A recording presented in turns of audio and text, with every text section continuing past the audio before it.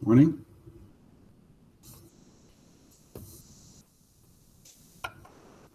Nice lights. Thanks.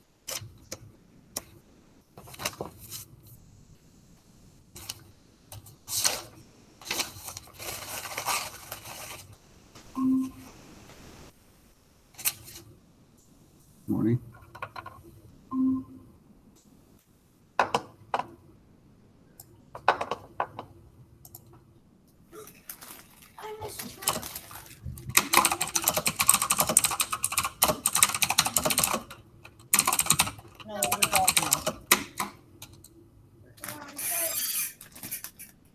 It just started.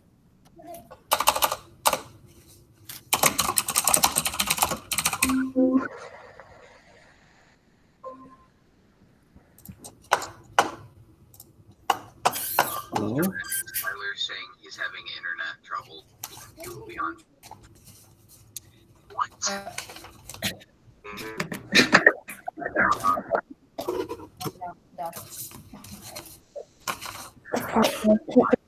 Like fucking song. What's that? Yeah.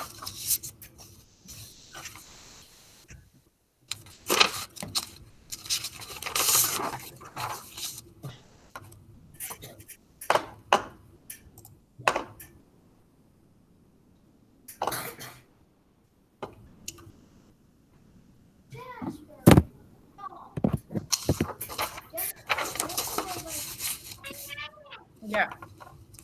Cool. No one cares.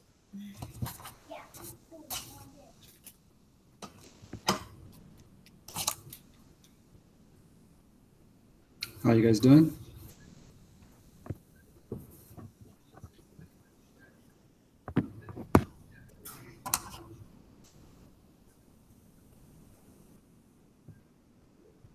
Morning.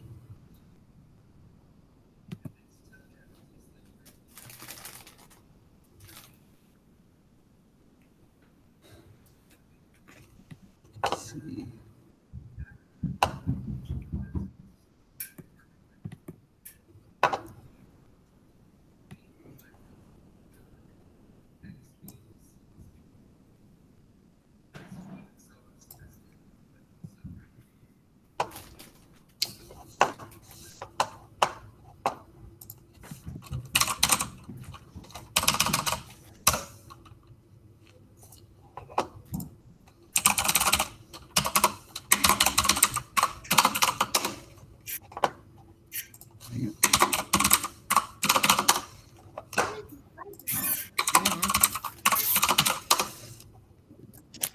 Why are you paying attention to my class instead of math? What's that? Why are you paying attention to my class instead of math? Oh. Let's see. You tell him, Riley.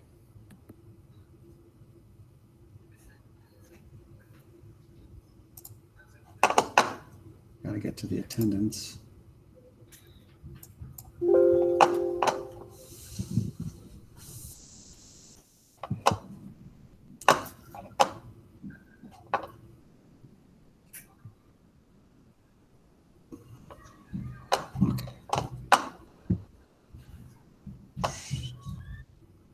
Too many tabs.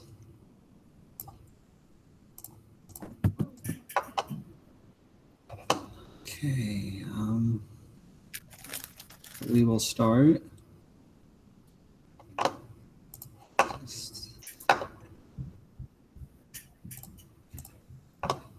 Okay.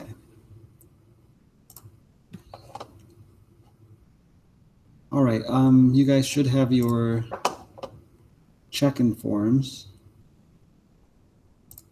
in the classroom. You should be able to access that under classwork. If you just remember to do that today. If there were assignments from last week that you didn't finish, let's see here. Yeah, you guys should have late passes. So they may not be visible on the class wall, but if you just go to the grade book, I think you can see the assignments. And then you should be able to access them. The late passes should extend the due date, so then you have more time to do those. So you can finish those if you haven't. Yeah, Allie. Are you going to be accepting the work like when we get back to school? Because some teachers said that they're not going to do that. Are you going to accept like the late work? If you use your late pass, So like say we're like in school, like actual, and we get this done, it'll still be fine.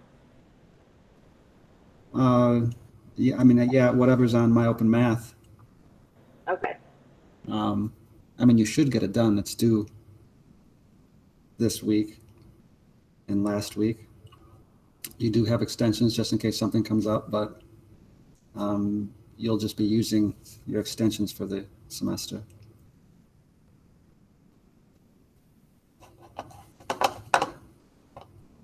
All right, so today I just want to go over, we talked about it a little bit last class. Today's assignment will be, what was that? Inverse functions. And yeah, last class's assignment, you had homework 3, where you had composition of functions. So the first assignment you should have done last week was transformations, kind of a review of what we ended with last semester. And then number 2, what was number 2? Oh, operations with functions, so like adding them, subtracting them. You should have those done, but if you don't, you can unlock them, extend the date. It takes more late passes though to extend it, so the later you go, the more of your late passes you will burn out. So just be aware of that. Again, you get 3 attempts at each version of the question, and if you don't get those 3 correct, you can click Get a New Version of the question, and then you have 3 more attempts, so 6 altogether. If you're not getting it after you've gone through like 3 or 4 attempts, you probably want to then bring your questions to class or set up a time where you can meet with me to go over those questions. That way you don't burn up all your attempts before you kind of figure out what you're doing. You have videos for all those assignments. They're in the playlist from last semester, but I've also posted the links with the assignments in My Open Math for this remote learning. And sometime soon I should put up some more assignments, which will be for when we come back to in-person. Those will be available if some of you are working ahead and you want to work ahead. I'll try to make videos and assignments for you so that you guys can kind of work faster if you're fine with this speed. But you don't have to work ahead, but that's just available for you if that's what you want to do. But I'll have to create more videos then. Any questions about that?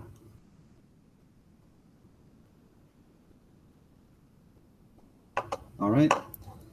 So I'm just going to go over what I go over in the video. So I'm just going to go over the inverse functions quickly. And then Allie again. Yeah.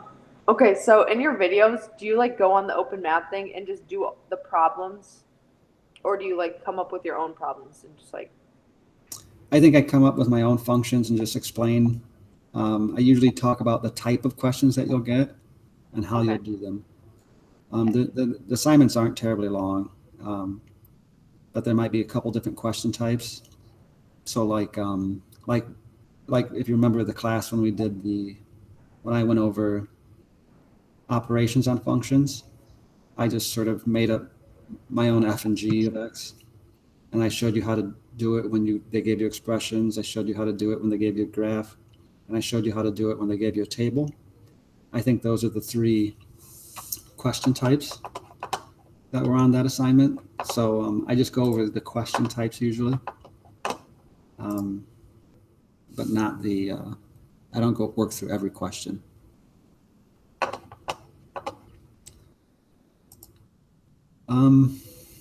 Okay, let me send an email real quick that you're all here.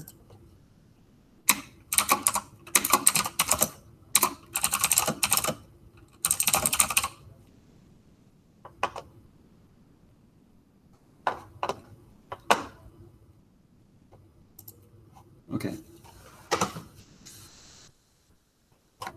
All right, so yeah, this isn't the videos, but I'll go over it now with you, and if you have questions, just let me know. Let me present my screen.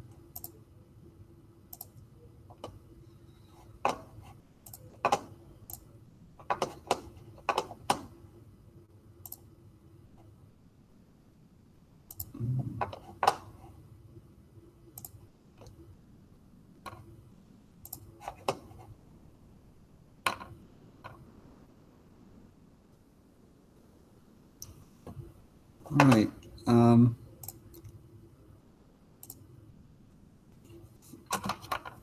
All right, so we'll go over now the topic of inverse functions.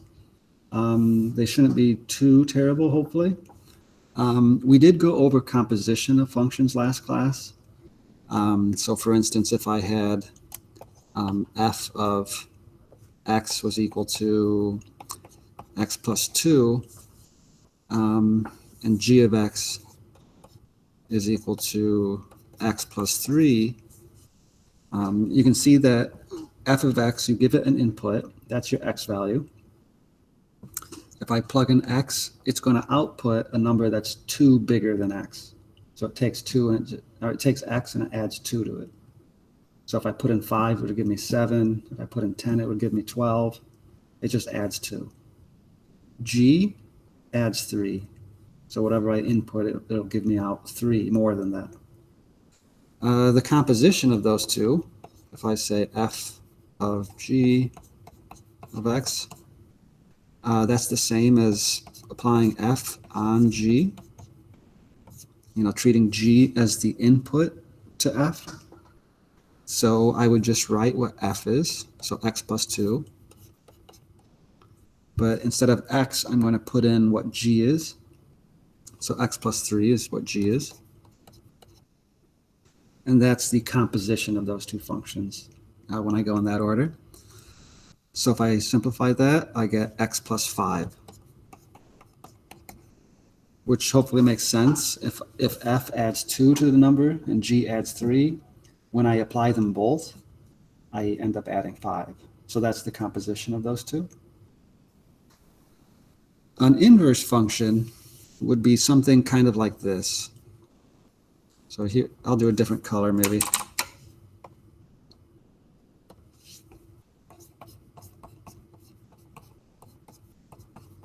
X plus 2, and here's g of x,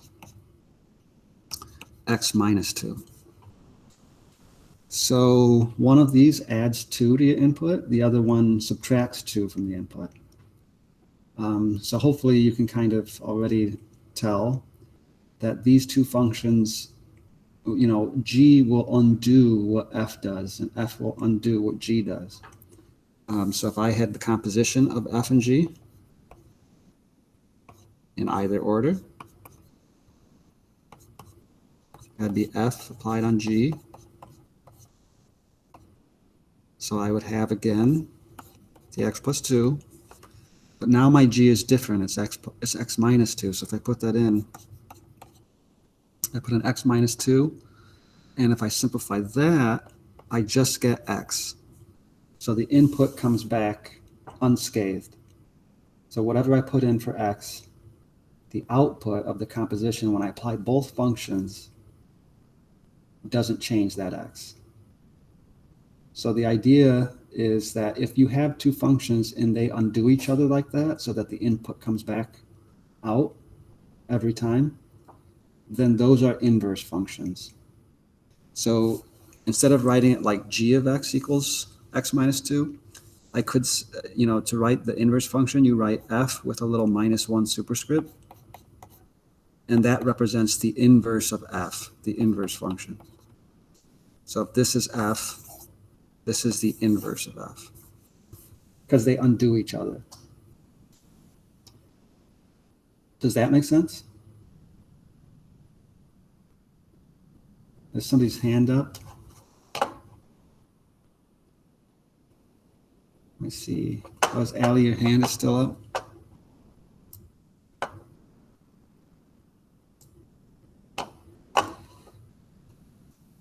Okay. So let me clear the screen. Let's say I had that. I had f of x is equal to x plus 2. How would you find the inverse function?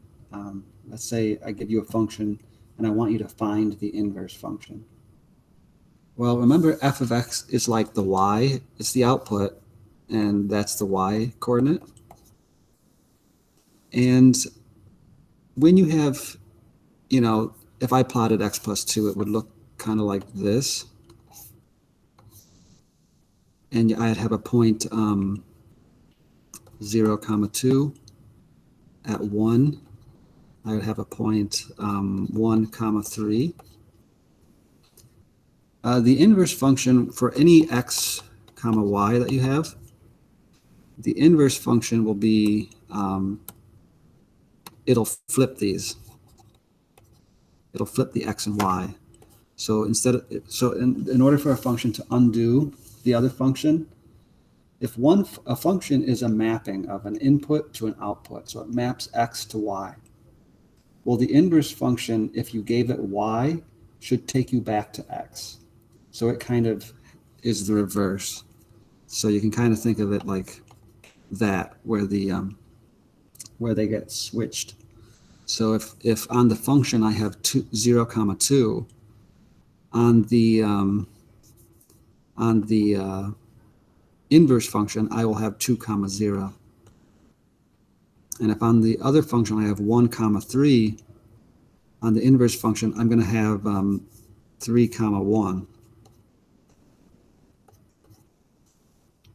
So my inverse function is going to look kind of like that. So how would you find it from the expression? What you do is you switch x and y. So I'm going to take this expression, y equals x plus 2, and I'm going to, wherever there's a y, I'm going to write an x, and whenever there's an x, I'm going to write a y.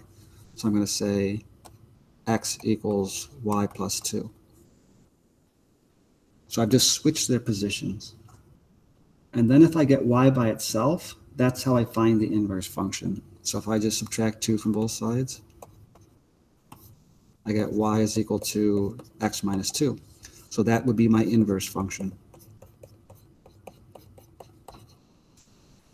You find it by switching the x and y, and then solving for y, getting y by itself. Then that new function is the inverse function to the original. So this is the original, and this is my inverse function. And I found it just by switching the x and y. Is that okay? Yeah? Allie?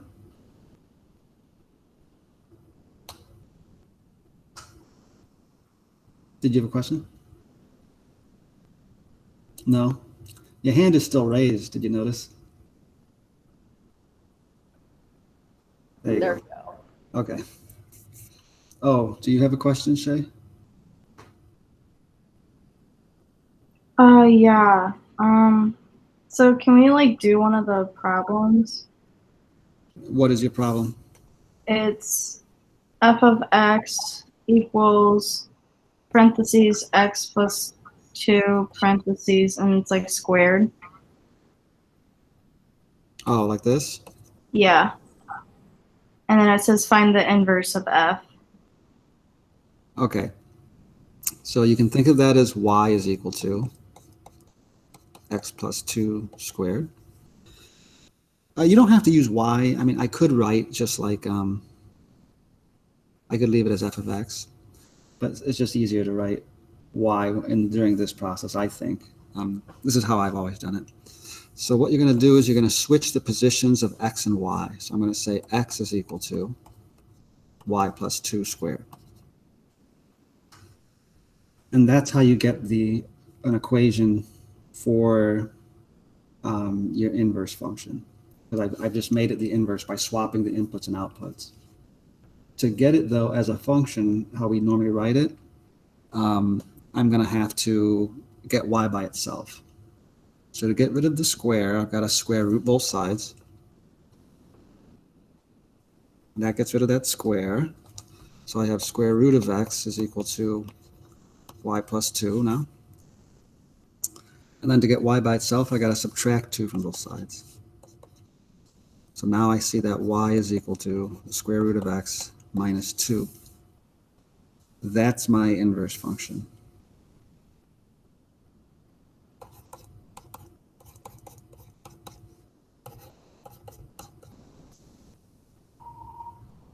That's how you do those. You just switch the x and y around, and then get y isolated again, and that's your function.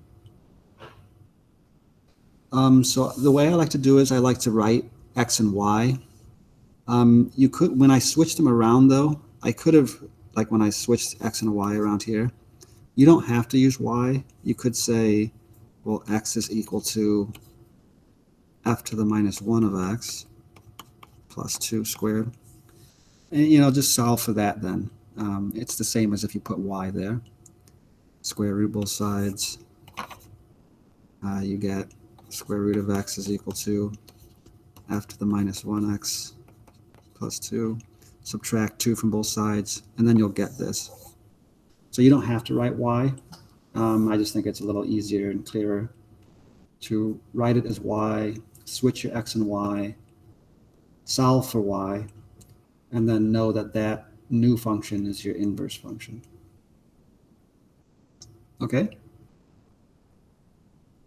All right. Another thing I want to mention about inverse functions is that, yeah, like if I knew that my x, my f of x was, let's say 0, 1, 2, 3, and let's say it has, I don't know, we'll just say it's 4, 5, 6, and 7 as the outputs. Well, I would know that if my inputs to the inverse function are 4, 5, 6, and 7, the inverse function will have to output 0, 1, 2, 3. It has to do the reverse of what the function does. So that's one thing to keep in mind, is that if you have a point 0.04 on your function's curve, your inverse function will have a point 0.40 on its curve. And the way that looks on a graph, let's say I've got a function that looks kind of like, maybe it goes to 3, 1, or we'll go to 2. Say it's good like this. Let's say that's my function. That's f of x. One thing to note about the curve, if I have the point on, well, I'll do it in blue still. So I have the point 3, 0. I'm sorry, 0, 3. I have the point 2, 0. Well, on my inverse function, those will get flipped. So I will have the point 3, 0. And I will have the point 0, 2. And so my inverse function is going to look like that. So you can always kind of figure it out. If you had the graph of one, you could figure out the graph of the other by switching the x and y points. And one thing to also note is that the functions will always be, if I plot y equals x,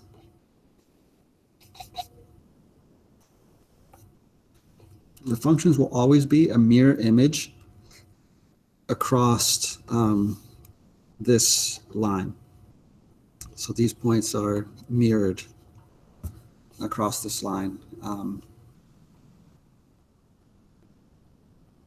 So whatever your function is, it's going to be reflected across that 45-degree angle line. Does that make sense?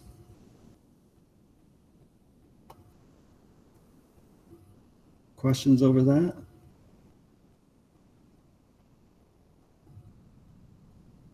Okay. Well, I also have that video, so you can rewatch that, and I can post this too, so you can watch that. And this recording will be in the playlist.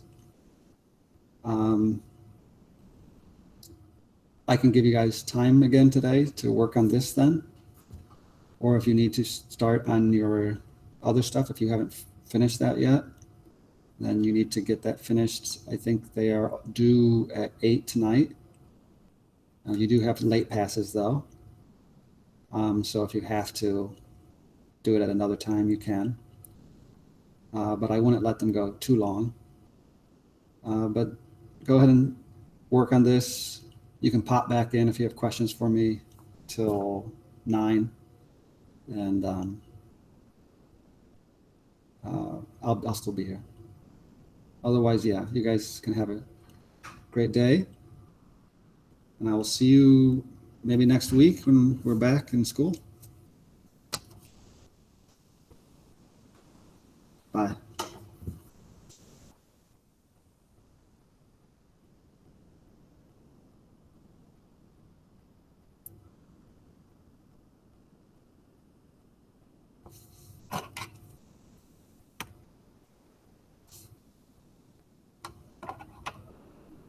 Can I do a problem with you?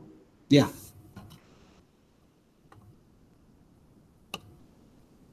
I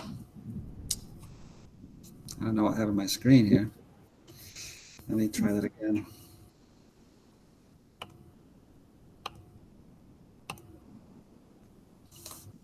Okay. It's just to find the inverse. It's f of x equals 14 plus, and then it's like the x is in a, like the square root thing, but then there's a 3 in front of it. Like that? No, like the 3's outside of it, like Okay. on the. Yeah, but it's like a small 3. Oh, so it's the cubed root. Okay. Yeah, Okay. and then I just have to find the inverse of it. Okay. So again, I'm going to think about this as though it were y is equal to 14 plus the cubed root of x.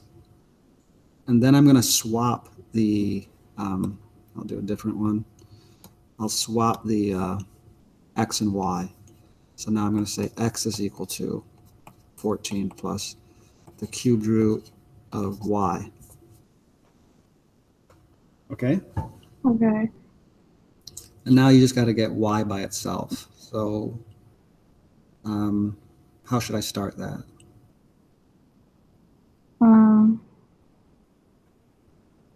But you have to, doesn't have to do with the square root. You have to do something with that. Eventually. We're going to start with the 14. So don't you subtract it from each side? Yep. Yeah. So I'll have x minus 14 is equal to the cubed root of y. And I'll actually have to cube that. You have to do the same to both sides to keep them balanced. But we'll have to cube to get rid of the cubed root. So then I will cube this, and I'll cube this. The cubing and the cubed root undo each other. So now you get that y is equal to x minus 14 cubed. And you can then say that your inverse function is x minus 14 all cubed. Okay. I just was really confused with the whole like cube thing. our next lessons will go into that a little bit more. Yeah. What we'll do next week. Let's see. I'm not really sure like how to do like the tables when it's like find the missing values. So like if you saw on the function that there was an input to the function that was like at 3, it's 5, Mm-hmm.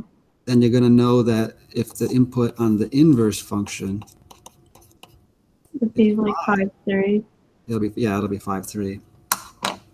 It says like for one of the questions, it has like the table and then it says F parentheses 6 equals, and then you have to put the answer.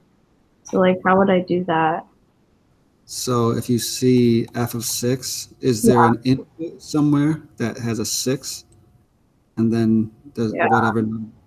whatever goes here, it would be what that equals.